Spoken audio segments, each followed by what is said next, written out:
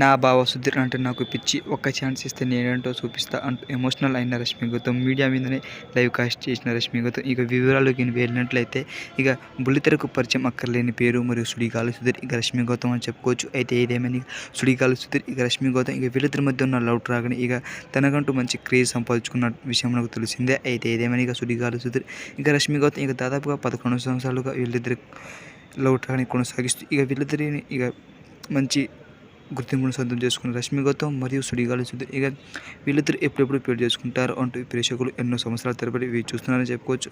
అయితే ఏదేమైనా ఇక సుడిగాలి సుధీర్ ఇక రష్మి గౌతమ్ ఇక వీళ్ళిద్దరూ ఇక తమ యొక్క కామెడీ షోలో ఇక రష్మి గౌతమ్ యాంకర్ చేస్తూ ఇక సుడిగాలి సుధీర్ మూవీలు తీస్తూ ఇక వీళ్ళిద్దరు లైఫ్ని కొనసాగిస్తున్న సంగతి తెలిసిందే. అయితే ఏదేమైనా ఇక సుడిగాలి సుధీర్ ఇక కాళీన సహస్రం మూవీ తీయగానే ఇక అంతగా సినిమా థియేటర్లో ఆడకపోవడంతో ఇక సుధీర్ ఇక రష్మి గౌతమ్ ఇక వీళ్ళిద్దరు కలిసి ఓ మూవీ తీయబోతున్నట్టుగా సమాచారాలు వస్తున్నాయి. అయితే ఏదేమని ఇక సుడిగాలి సుధీర్ ఇక రష్మి గౌతమ్ ఇక మేమిద్దరం కలిసి మూవీ తీస్తామంటూ ఇక రష్మి గౌతమ్ ఇక లైవ్లో చెప్పినట్టుగా సమాచారం. అయితే ఏదేమైనా ఇక సుడిగాలి సుధీర్ ఇక రష్మి గౌతమ్ ఇక వీళ్ళిద్దరూ కలిసి మూవీ తీస్తే హిట్ అవుతుందో చెప్పండి ఫ్రెండ్స్.